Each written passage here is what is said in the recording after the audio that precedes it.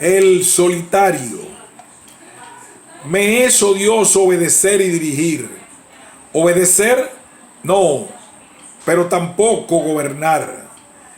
Quien no se da terror a sí mismo, a nadie aterra. Y solo quien aterroriza a otros puede dirigir.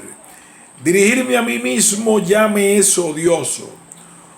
Como los animales del bosque y del mar, amo perderme en un buen instante, detenerme a cavilar en propicio extravío, atraerme desde lejos finalmente a casa, a mí mismo, hacia mí mismo, seducirme.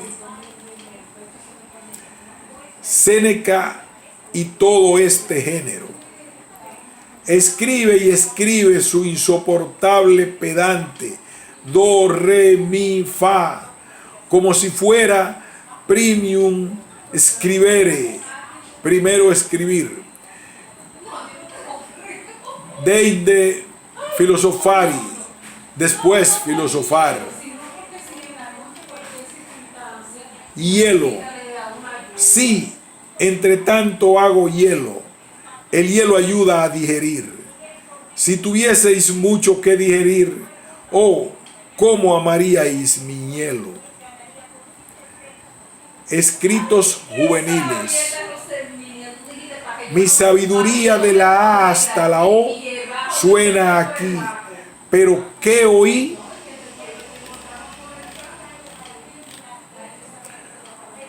Hoy ya no me suena así.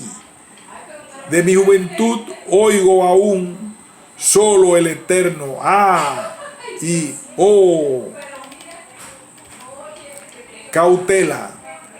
Hoy no se viaja bien por aquella región, y si posees espíritu, ve con doble cautela. Te atraen y aman hasta despedazarte. Son espíritus exaltados. Allí siempre falta espíritu. Habla el piadoso.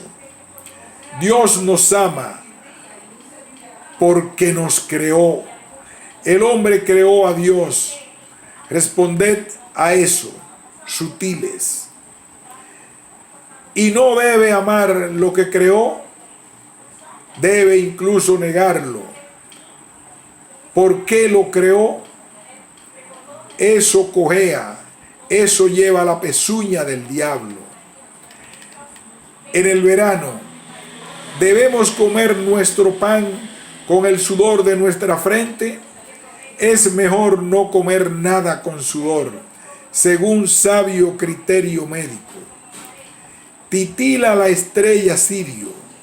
¿De qué carece? ¿Qué quiere su ardiente titilar? Debemos beber nuestro vino con el sudor de nuestra frente. Sin envidia. Sí, él mira sin envidia.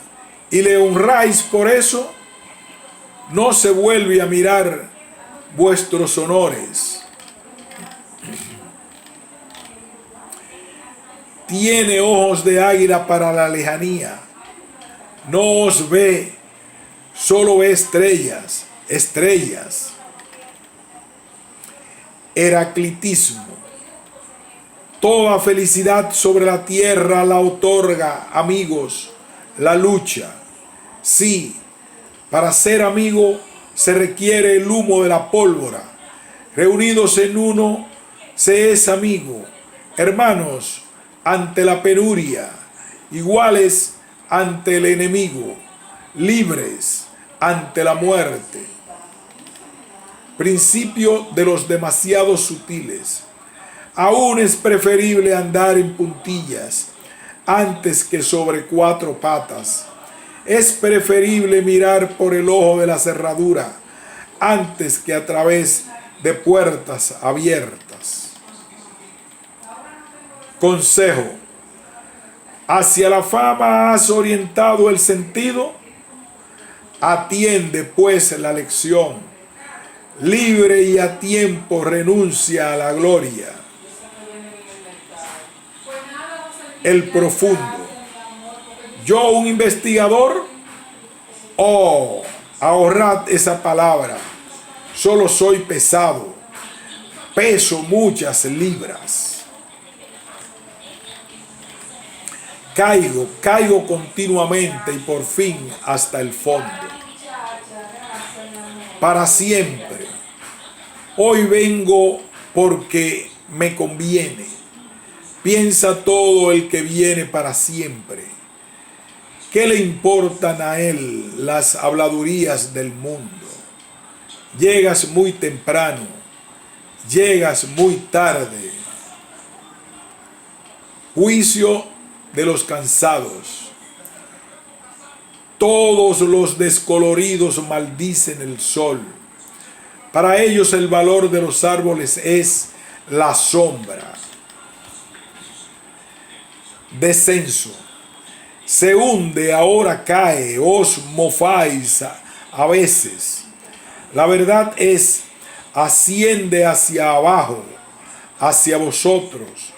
Su abundante felicidad le volvió desdicha. Su copiosa luz va en pos de nuestra oscuridad. Contra las leyes. A partir de hoy cuelga en mi cuello el reloj de las horas en un cordón de crin.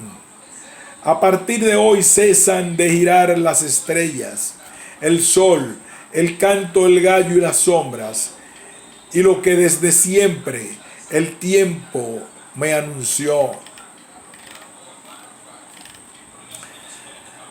Ahora está mudo, sordo y ciego, toda la naturaleza calla para mí, ante el tic-tac de la ley y del reloj. Habla el sabio, ajeno al pueblo, aunque útil al pueblo. Sigo el camino, a veces sol, a veces nube, y siempre por sobre este pueblo. Perdida la cabeza, ahora ella tiene espíritu. ¿Cómo lo encontró? Hace poco por ella perdió un hombre la razón. Rica era su cabeza antes de ese pensamiento. Pérdida de la cabeza. Ahora ella tiene espíritu. ¿Cómo lo encontró? Hace poco por ella perdió un hombre la razón. Rica era su cabeza antes de ese pasatiempo. Al diablo se fue su cabeza. No, a la mujer. Deseos piadosos. Ojalá todas las llaves de pronto pudieran perderse y en cada cerradura girase la ganzúa. Así piensa en cada instante todo el que es un ganzúa. Escribir con el pie. No escribo solo con la mano. También el pie quiere ser escritor. Firme, libre y valiente, corre conmigo, a veces por el campo, a veces por el papel. Humano, demasiado humano, un libro. Melancólicamente tímido mientras miras hacia atrás, confiando en el futuro en el que confías en ti. Oh pájaro, te cuento a ti entre las águilas. ¿Eres el búho preferido de Minerva? A mi lector, una buena dentadura y un buen estómago, eso te deseo. Y cuando hayas digerido mi libro, sin duda te avendrás conmigo. El pintor realista, por entero fiel a la naturaleza. ¿Cómo lo logra? Cuando podría la naturaleza con imágenes jamás acabarse. Infinito es el más pequeño trozo del mundo. Por último, de ella pinta lo que le agrada. ¿Y qué le agrada a él? Lo que puede pintar. Vanidad de poeta.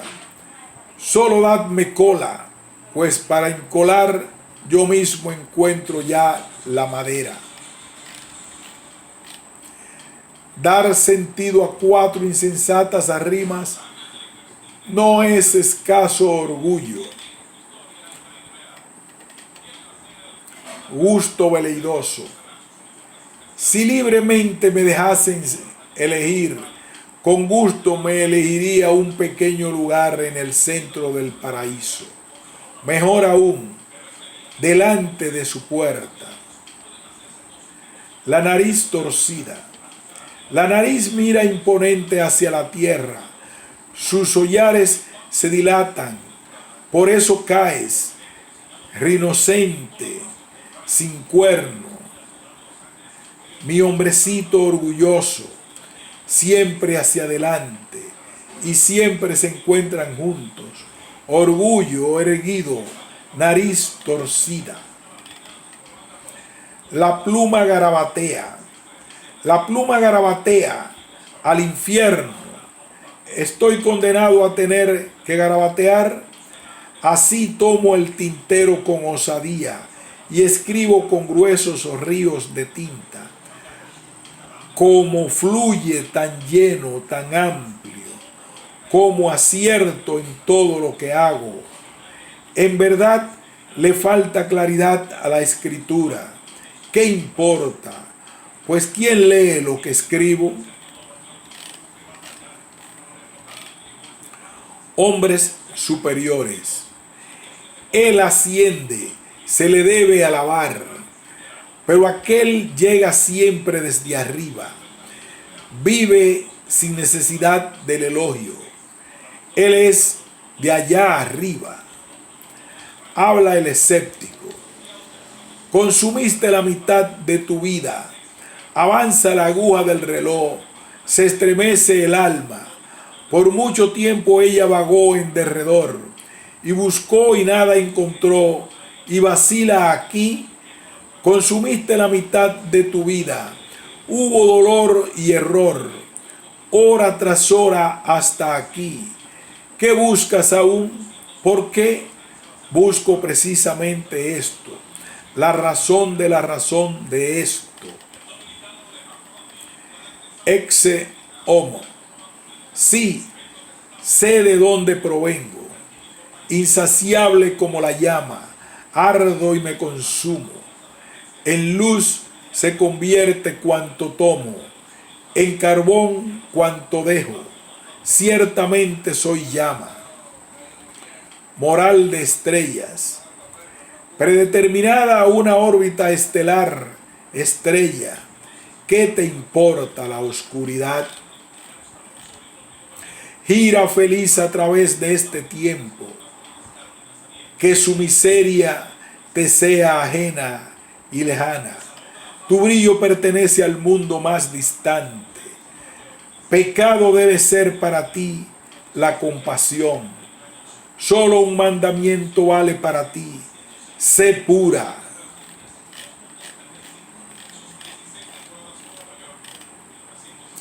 Libro primero. Los maestros de la finalidad de la existencia. Ya sea que dirija la vista a los hombres con una buena o mala mirada, siempre los encuentro a todos y a cada uno en particular dedicados a una tarea, a hacer aquello que es provechoso para la conservación del género humano. Y en verdad no lo hacen debido a un sentimiento de amor por este género, sino simplemente porque no hay en ellos nada más viejo, fuerte, implacable e insuperable que aquel instinto, pues precisamente este instinto es la esencia de nuestra especie y de nuestro rebaño. Si demasiado rápidamente y con habitual miopía que no ve más allá de 5 pasos, se acostumbra a separar pulcramente a los prójimos en hombres útiles y dañinos, buenos y malos, ante una rendición de cuentas en mayor escala, ante una reflexión más prolongada acerca de la totalidad, uno se volverá más desconfiado frente a esta pulcritud y separación, y finalmente la abandonará. También el hombre más dañino es con respecto a la conservación de la especie, tal vez aún el más útil, pues él alimenta a instintos en sí mismo, o a través de su acción alimenta los instintos de otros, sin los cuales la humanidad se habría debilitado o corrompido hace largo tiempo. El odio, la alegría por el mal ajeno, el afán de robo y de dominio y todo a cuanto se llama malvado forman parte de la más asombrosa economía de la conservación de la especie. Por supuesto, de una economía costosísima, derrochadora y vista en general altamente insensata, la que sin embargo hasta ahora ha conservado a nuestra estirpe, tal como se ha demostrado. Ya no sé si es que tú, mi querido semejante y prójimo, puedes vivir en contra de la especie, es decir, de manera irracional y mala. Tal vez lo que hubiera podido perjudicar a la especie ya se ha extinguido desde hace muchos milenios y pertenece ahora a aquellas cosas que ya ni siquiera son posibles para Dios. Quédate absorto con tus mejores o tus peores apetitos y por sobre todo perece. En ambos casos eres probablemente aún de alguna manera el promotor y el benefactor de la humanidad y podrás permitirte tener por eso tu panegirista e igualmente quien te satirice, pero nunca encontrarás a aquel que de ti en cuanto individuo sepa burlarse plenamente incluso de lo mejor que posees, aquel que pudiera tratar con holgura tu ilimitada pobreza de mosca y de rana, tan satisfactoria para ti y que se aviene con la verdad, reírse de sí mismo como se tendría que reír desde adentro de la verdad plena. Es algo para lo cual los mejores hombres no han tenido suficiente sentido de la verdad y demasiado poco genio los más dotados. Tal vez aún existe un futuro para la risa. En aquel tiempo en que la proposición, la especie, lo es todo, uno es siempre ninguno, se haya hecho cuerpo en la humanidad y en la que para cada caso esté abierto en todo momento el acceso a esa última liberación e irresponsabilidad. Tal vez entonces se habrá aliado la risa y la sabiduría. Tal vez solo entonces exista la ciencia jovial. Entre tanto, es completamente diferente. Entre tanto, no se ha hecho consciente a sí misma aún la comedia de la existencia. Entre tanto, continúa el tiempo de la tragedia, el tiempo de la moral y de la religión. ¿Qué significa que siempre aparezca de nuevo aquellos fundadores de la moral y de las religiones, aquellos primeros creadores de la lucha por las valoraciones morales, aquellos maestros de los remordimientos de conciencia y de las guerras de religión? ¿Qué significan estos héroes sobre este escenario?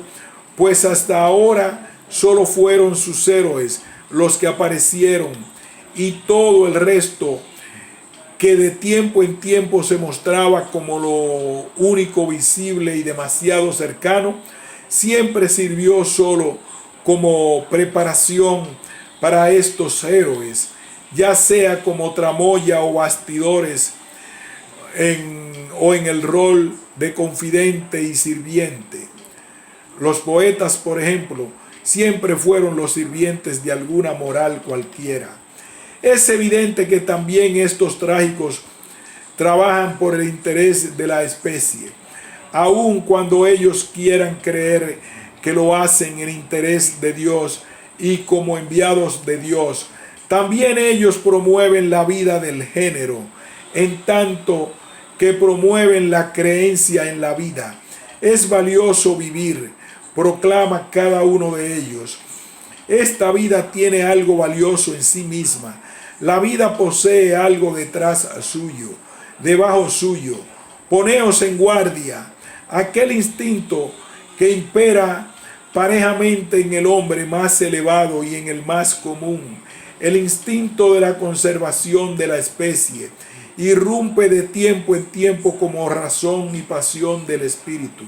Aparece entonces con un resplandeciente séquito de razones en torno suyo, y con todo su poder quiere hacer olvidar que en su raíz es apetito, instinto, insensatez, carencia de razón. Por eso la vida debe ser amada. Por eso el hombre debe promoverse a sí mismo y a su prójimo. Y como quiera que se llamen todos estos deberes, y por esos, y como quiera que puedan llamarse en el futuro, para que lo que es necesario y siempre acontece desde sí mismo y sin ningún fin, de ahora en adelante aparezca como un hecho de acuerdo a un fin y se evidencie al hombre como razón y último mandamiento. Para eso entra en escena el maestro ético como el maestro de la finalidad de la existencia. Para eso inventa una segunda existencia diferente y mediante su nueva mecánica saca a esta vieja existencia ordinaria de su viejo gozne ordinario. Sí, él no quiere en absoluto que nosotros nos riamos de la existencia, tampoco de nosotros, menos aún de él. Para él uno es siempre uno, algo primero y último y terrible. Para él no hay ninguna especie, ninguna suma, ningún cero, por insensatas y exaltadas que puedan ser sus invenciones y valoraciones, por mucho que desconozca la marcha de la naturaleza y niegue sus condiciones, y todas las éticas fueron desde hace largo tiempo hasta tal punto insensatas y antinaturales que bajo cada una de ellas la humanidad podría haber sido aniquilada en caso de que se hubiesen apoderado de la humanidad. De todas maneras, cuando el héroe subió al escenario se alcanzó algo nuevo, la pavorosa contrapartida de la risa, aquel profundo estremecimiento de muchos individuos ante el pensamiento: sí, vale la pena vivir, sí, merezco vivir. La vida y yo y tú y todos nosotros, unos con otros, se nos convirtió una vez más y por algún tiempo en algo interesante. No cabe negar que a la larga la risa y la razón y la naturaleza han llegado a dominar hasta ahora sobre cada uno de estos grandes maestros de la finalidad. Siempre desembocó finalmente la breve tragedia en la eterna comedia de la existencia, y las olas de incontables carcajadas, para hablar con Esquilo, tienen que estrellarse por último también contra el más grande de estos trágicos.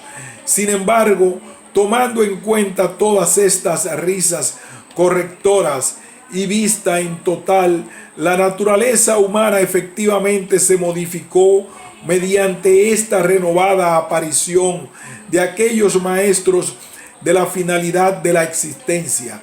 Ella tiene ahora una menesterosidad más, precisamente la menesterosidad de la renovada aparición de tales maestros y doctrinas sobre la finalidad.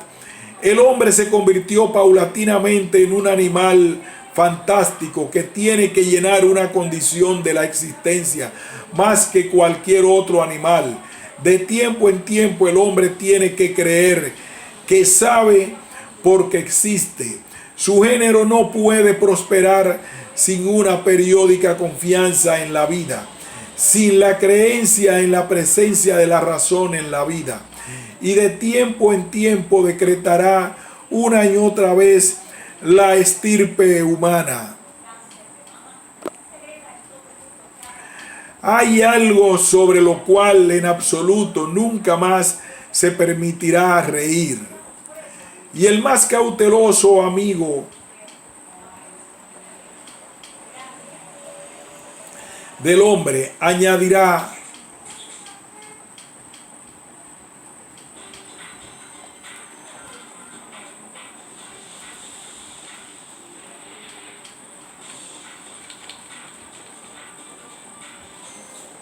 y el más cauteloso amigo del hombre añadirá no solo la risa y la sabiduría jovial, sino también lo trágico, con toda su sublime irracionalidad, pertenecen a los medios y a las necesidades de la conservación de la especie. Y por consiguiente,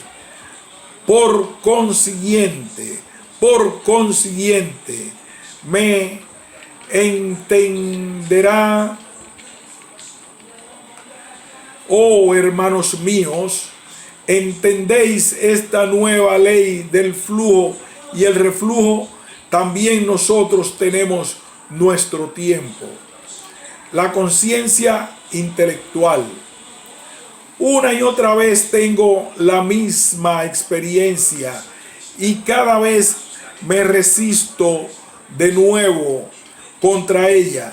No quiero creer aún cuando lo palpe con mis propias manos. La mayoría carece de conciencia intelectual. Incluso a menudo me parece como si con esta exigencia uno se encontrase en las ciudades más pobladas, tan solo como en el desierto. Cada uno te mira con ojos extraños y continúa manejando su balanza, y a este lo llama bueno y malvado a aquel. Nadie se ruboriza cuando tú haces notar que estas pesas no están bien equilibradas. Tampoco nadie se indigna en contra tuya. Tal vez alguien se ríe de tu duda. Quiero decir, la mayoría no encuentra despreciable creer esto o aquello y vivir de acuerdo a eso, sin haberse hecho consciente previamente la última y más segura razón en pro o en contra, y sin siquiera darse el trabajo de ofrecer posteriormente tales razones. Los hombres más dotados y las mujeres más nobles pertenecen también a esta mayoría. ¿Qué me importan la bondad, la delicadeza y el genio, cuando los hombres que poseen estas virtudes se toleran a sí mismos sentimientos perezosos con respecto a la creencia y al juzgar, cuando el anhelo por la certeza no es válido para él, como el apetito más íntimo y la más profunda penuria? Como lo que separa a los hombres más elevados y a los más bajos.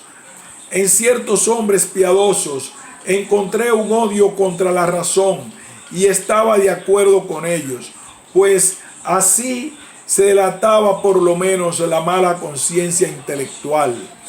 Pero encontrarse en medio de esta rerum concordiam discors, armonía disarmónica de las cosas y de la total y maravillosa incertidumbre y ambigüedad de la existencia, y no preguntar, no estremecerse ante el deseo y el placer de preguntar, ni siquiera odiar al que pregunta, tal vez incluso deleitarse débilmente con él.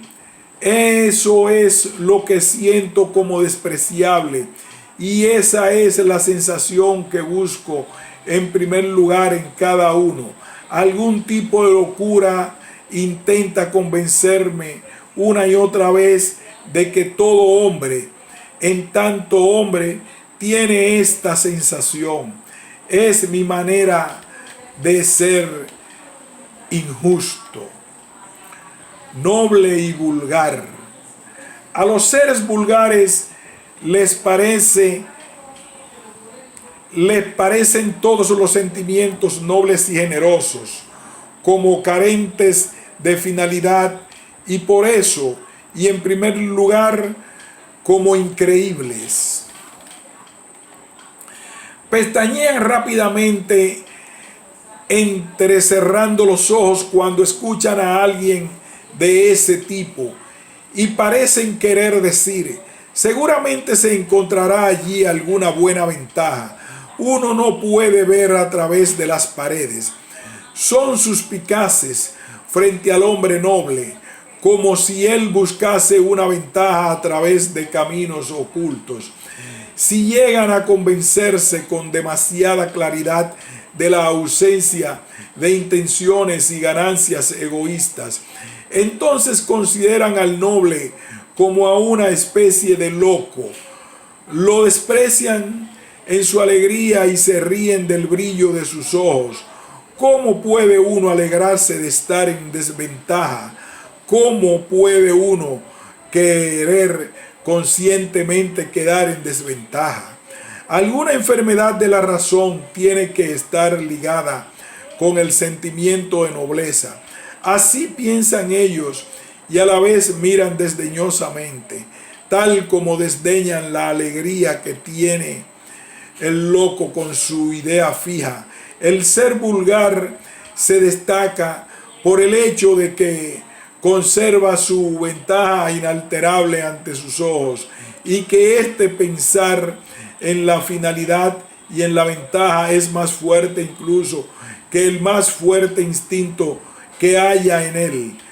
No dejarse seducir por aquel instinto hacia acciones sin finalidad, esa es su sabiduría y su vanidad.